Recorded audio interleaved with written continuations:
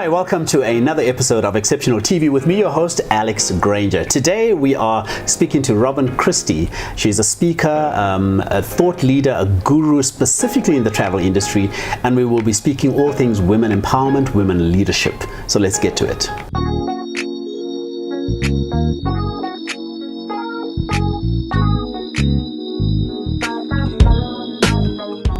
Hi, Robyn Christie with a Y. I remember that. You got it right, Alex. Hi, welcome to Exceptional TV. It's great to have you. Robyn's my former boss, guys. I used to work for Robyn back in the day. He was unmanageable in those days, so you can imagine now. I've always been a good employee. You were a very good solid corporate citizen. I was, still am. Good to have you. And so obviously people are gonna be like, okay, so who's this lady now on the set, and what makes her? What is the constitution of Robyn Christie? So, in a nutshell, how would you define who you are? Like if someone says, "Who are you?" Yeah, I think we evolve, we change all the time. So yeah. I'm actually busy in the process of just embarking on my third chapter of life. And so if I could say to you today, who am I? Yeah. I'm a passionate South African, right. Venturing into uncharted territories for me. Right. I came from a background of having been employed in the corporate arena for the last nearly 4 decades, 38 years. Wow. And I too was a very good corporate citizen. I enjoyed what I don't know. I mean, I never managed you. I enjoyed what came with corporate. I really did. But I think you reach a stage in life where the time was now, and it wasn't just by chance, it was by design from my perspective, where I just thought, well, let's step out there and do it on my own. So your brand is just saying, yeah. that's your hashtag. It's actually Robyn Christie Just Saying. Robyn Christie Just Saying. Yeah. Okay. And then how's that coming along? Well, it's great. And I think the reason that I really went with that Just Saying is because I think after all of that time in corporate world, being a part of a team, leading a team, I just have a story to tell, and it's not always a profound story, but it's a real story, and I think I've learned so much from people who've done it badly in the past. So my experience is really on that side of the story of just to how you do. I always say anybody can lead a team, not anybody can build a team. Yeah. And I think that really is something that is very close to my heart. I think you're being modest in saying leading a team, because I think there's a difference between leading a team and leading an organization that's got multiple teams, and there's a dynamic there, because if you're heading up, so I know you led teams at Diners Club, you were the CEO at Asata, you headed up Travelport Southern Africa, and in that there's the dynamic of firstly having a variety of leaders reporting into you, so you got to manage people and departments and then regions in terms of Southern Africa, and you're a woman on top of it, and we know the narrative around women leadership. How did you cope with that complexity? Fortunately, I don't think I've ever really known that there was a glass ceiling, or that I was vastly different from my male colleagues, and I think had I really known that, I probably would have been more cautious in my approach to everything I did. So I never felt different, and I remember once Standard Bank offered a course for us to go on, and it was for women leaders, and I remember objecting to my boss, saying, I actually want to go on a course for leaders, don't make me different to women and men. Subsequently it was an outstanding course, and I loved doing it, and I also do see that there is a huge network of women who work very well off each other and together. So I don't know that. I think we sometimes chase the wrong dreams, and you're right. To lead a sales team when you're part of a big organization, you're very much instructed of what your achievements have got to be, what the results have got to be. So you dictate it to. But when you lead an organization or an industry as such, it's not that you need to know how to do everything. It's just you need to know how to make sure everyone is doing what they need to do at the right time. How to get the best out of them. To get the best out of them and make them want to do it. And I think that's perhaps what I enjoyed the most is I've never ever been. I headed up the SATA, which was the Association of South African Travel Agents, never having been a travel agent. And you battle a bit, because I thought I need a bit of credibility here. But I've soon realized actually that would probably have skewed my approach to the industry had I been a travel agent, because I would have brought those issues to the table. Whereas when you look at it as an organization within an industry that is vibrant, that needs direction, it was an easy task.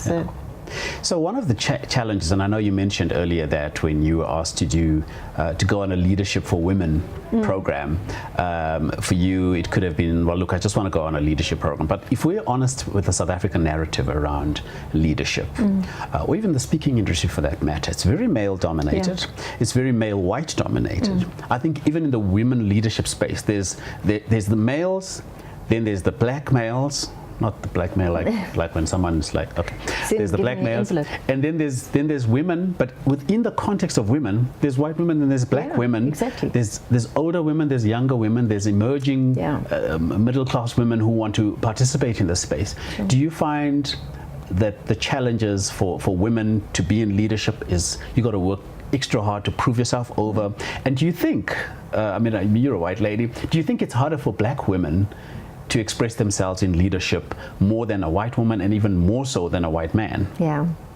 So I always say, if I get onto an aircraft and I see there's a female pilot, I actually relax, because I know she's studied even harder and she's actually gone through more adversity to get there. So she knows it better than anybody. I think women do generally have to try harder. I think that's just part of our core. And maybe it's about, do we feel accepted, or are they going to pick on us? And I often think men get away with less, or get away with more by doing less. Whereas women tend to over cater, over deliver, and then there's an expectation. Now, and again, it's just about understanding the business that you're running. You need to know what the expectation is of you. You need to know what the expectation is of the people who report into you. And if you're actually expecting that the girls are going to be more thorough and they're going to do more, you're setting that up for failure. So if you, and it's not that you don't want them, it's not that you want to change the contribution of the women. I actually want to change the contribution of the men. So my angle is not really saying you shouldn't be doing as much as you're doing. I'm saying you should actually be doing more. You know, the gender issue is not in your favor here. So I think it's black women in business. Unfortunately, I think leadership in South Africa is still very much dominated by white men. So that alone is a bigger challenge for them. It's a challenge for me, but it's an even bigger challenge for black women. To say that I think they are not coping is just such a, it's such a untruth. I think they're coping brilliantly, and I know that it's, I think male leaders in corporate South Africa at the moment are perhaps a little bit more cautious and a little bit more observing, and actually really appreciate what they're bringing. Most businesses, I wish I could say all, but in most industries, they understand what women bring to the table, and certainly what black women bring to the table. It's got to be harmony. It's got to be something that actually works for everybody. That's true. Imagine now, just when you speak about black women, then you got to think about young black women. And a few weeks ago we had an episode with a lady called Sonia Dube, who runs an organization called Black African Women, and it's really about empowering young women to believe in themselves and to inculcate a mindset that says, I'm enough, I'm good enough to do the work that I'm doing. So I want to move on to something else, which we spoke about off air, which was about thought leadership, right? So for many years, I always wanted to develop a keynote around thought leadership, and I was like, actually, you can't, because thought leadership comes with a lot of experience. Now, you've been in the travel industry for how many years, Robyn? So 20, actually. 20 years. So many people would consider you a thought leader, because I always think that there are levels, even in the speaking industry. You've got the amateur speaker. If you think about a speakers association, there's an amateur speaker, there's a professional speaker who literally earns full time on that. And then you get the gurus. These are guys who impart this great knowledge. In fact, when they speak, they take their glasses off to look profound, and they're like, well, young man. And then you get the iconic speakers who, doesn't matter where they are in the world, they have an impact. But I think thought leadership is quite unique in that you're almost the go-to person for an industry, and you've literally, you've influenced the travel industry in a huge way. You might not know it, or you might not think it, But in that journey, did you set out to become a thought leader, or was it something that just happened as a result of the experience of being in the industry? So, like you, and I've always said, I think you and I are very similar in a lot of things. Recognition for me was never really driven by an increase in salary. Yes. It was driven by a crowd giving me an applause, or the recognition from an industry saying, "Oh, thank you, well done, this was really good." That turns me on. It really, that's my big thing. So I think my purpose in life has always been to shine. Yeah. And not to outshine, but to shine. Yeah. So whether it was as a new business salesperson, whether it was a key account manager, whether it was leading a team, leading an organization, my focus has always been, when people see me, they must know that there's a shine there, there's glitter. Not necessarily obnoxious glitter, but I'm going to be approachable, I'm going to listen, and I'm going to action. And therein becomes the shine. And hopefully, all of that interaction, all that discussion that we have is going to be a whole lot of fun. And I think that's also something that I've always incorporated into any style that I've had. So, what was your question? Thought leadership. Robyn does this all the time, guys. Even at conferences. I just love how you digress. By the way, the best jokes ever. But you gotta wait for that punchline. It's always one line or a phrase. But yeah, thought leadership. Yeah, so thought leadership, I think, is also important to make sure it's not opinion leadership. So your thoughts can be your opinion, but they may not be what creates or molds an organization or an industry or a culture. And you can only become a thought leader if you are open to absolute diversity. Yes. If you walk in somebody else's shoes, if you understand the dynamics, and we were chatting earlier about the whole generational stereotyping, he's a millennial, so I have to speak to him this way, and I think we get really skewed by that. I think it actually derails us a lot of the time. And if I was a millennial, I'd take offense, because in my middle age now, I know it's hard for you to believe. I'm also middle-aged. I want a bike. I actually feel more rebellious now than I've ever felt in my life. And rebellious against a whole lot of things, political, social, corporate, whatever. I just think, there's a time now to stand up, where I was far more obedient in my first two chapters of life. But my third chapter now, so I could equal what a millennial is all about, if that's true. So I think you're right, and I think we spoke about contextualization in the setting of, let's say, rural South Africa. A millennial in a rural environment versus a millennial in an urban environment. 100%. There's very different behaviors. Yeah, exactly. And because they respond to things differently because of what they've been exposed to. But I also like what you spoke about earlier about good leadership is not just contributing, but it's also good at listening. So much. And we struggle with that, eh? Yeah. People just don't listen. They don't read enough, they don't listen, but also we're stuck with our own opinions, and so we're not open to criticism. And I think there is a lot of ego that goes in the journey to becoming a leader. So that when you get there, you think you've arrived. Actually, you've only just begun. That for me, and so the ego, the build-up of that ego of, when I'm in that position, what I'm going to do is, and it's that unconscious conversation you have with yourself. And very often, that leadership ends up, or that ego ends up derailing the leadership that is needed for the organization. And leadership is also probably can be a little disappointing, because you think that as a leader you're going to make all these actually at a leadership level, you're more beholden to stakeholders, shareholders, processes, different pressure, compliance. You're not standing up and hosting wellness days. That's not the hero of the. So I think that's also the reality, is that leadership and the leadership that the influence of the leadership that you have has got to fall within the ranks of the business. Now, if there's one team that has a natural leader, and I always say you must be more careful of those natural leaders who perhaps not even in a leadership position, and they're heading roughly west, and you're trying to pull the team roughly north, no amount of your leadership of you do this my way or the highway is going to work. You need to get into that team, and I think it's the influence as well. Absolutely. And I've always said, and I think where you and I come from is, I've been a member of a team. I was a salesperson within a team. I had a sales manager, I had a sales director, and I had a CEO above me. Yes. I then moved into that sales management role. So I've been a leader, I've been a manager of a team, and then a leader of an organization. Yeah. You know what it takes to be Yes. a member of a team. And I think that's also, I don't know that we focus on that enough. I think, leadership is... gets a lot of airtime, but I don't know that being a team player gets as much airtime. And I think it's also a rat race in this market. Everybody's super busy. In fact, I think the statistics are showing that most organizations are literally restructuring every 6 months. Changing departments, changing people, moving resources around to just stay ahead of the game and remain profitable.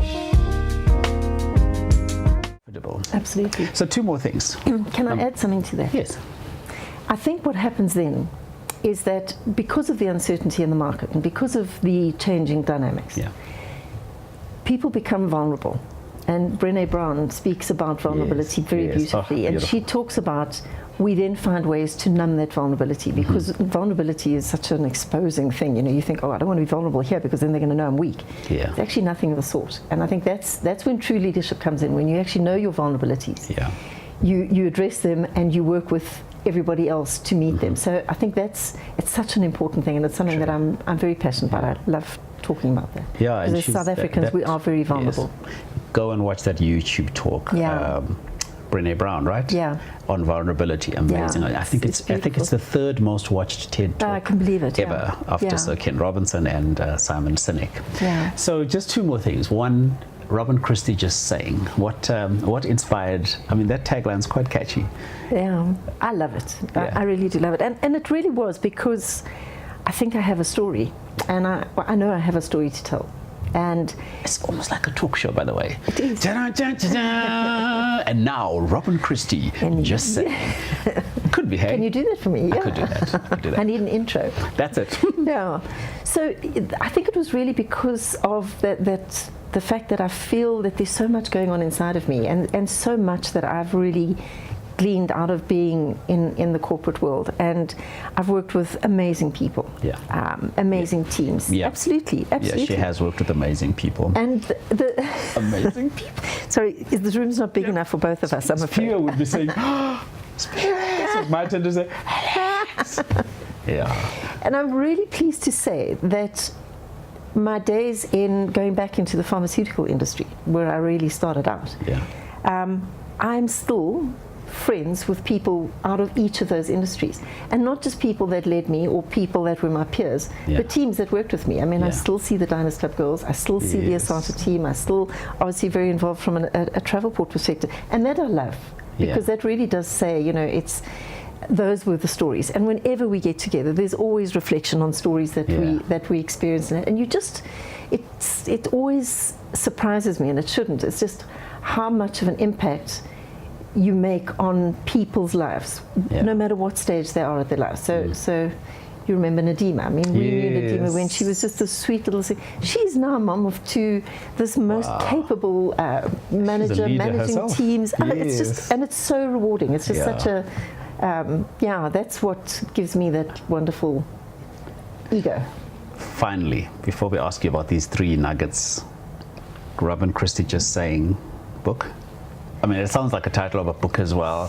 Reflections and thoughts of your journey. Have you thought about maybe putting, I mean, everybody wants to be an author now. There's like, everyone's, I think 60% of the world's population are authors now. And the challenge is always like, do we have to, what value will I add to this big C? Who's going to read your book? But I think you have a lot of reflections you could. I do. No, have you thought about it? And I have thought about it, because I just know how nice it looks when I go onto your Insta bio, and there's author, oh yes, 15 speaker, books, author. Very nice. I love it. Almost have to change my accent. But I am actually, there is something in the pipeline, and I am working on it. But my take is going to be on speaking to leaders within the industry. So gleaning, because there's been some profound things that have happened in the travel industry. If you think of it, the whole model of travel agents changed and was turned on its head. I remember that And time. it's an industry that survived that. You know, you go to a dinner party and somebody will say, who on earth uses a travel agent anymore? Well, let me tell you, 70% of the South Still African billions that are spent is going through TMC. So it's still a very dynamic and credible institute or association of travel agents. But I think so that for me is I want to hear from them and just go through some of those case studies. And also within that industry, there have been some phenomenal people who haven't really left the industry. There's some who have, but there's also been huge controversy. You know, there's been some who've been really difficult. I want to talk to them as well. I want to know what, because it's a complex industry. So Alex, watch the space. We'll see. Yeah, but I'm going to challenge you as we close. I still think we need a book on your reflections, not necessarily of what other people are saying, because I think you've got a wealth of knowledge to share. Yeah, thank you. Anyway, so as I said, we're on set with Robyn Christie, a speaker, industry expert in the travel industry, a guru, I know she doesn't want me to say that, thought leader, and downright amazing chick, right? Just lastly, 3 things you want to share with our viewers, something, you know, maybe around women leadership, empowerment. What are some of the thoughts that you can just encourage our viewers? Being in that position, as I said, it can be quite disappointing and it's very lonely. I think we all recognize that. Don't try and be everything to everybody. Don't try and be the specialist. Make sure you have the right specialists within your organization. Okay. Make sure you know what it is, and you don't have to like everybody that works with you. True. But you need them. So you make sure that there's a place that they're feeling well received in as well. The other thing, and it really is, it's such a boring piece of advice, but you need to know how your systems work. You need to know how what the policies are around that. And as painful and as boring as it sounds, it does go a long way, because you have an obligation to your stakeholders and shareholders. Yeah. But I think most of all, just be authentic. Yeah. There is nothing worse than successful women who take on a persona of a difficult man. You know, when they try and lead like tyrants have led before, and this is how they're going to do it. Actually, you know, it doesn't work. And my same advice goes for men as well. True. Just be your true, authentic self. Let people see your vulnerabilities. True. Let them enjoy the time with you. Make the time for your teams. Make time to be with them, and understand not just about the project that they're working on, but just what's happening with them. Absolutely.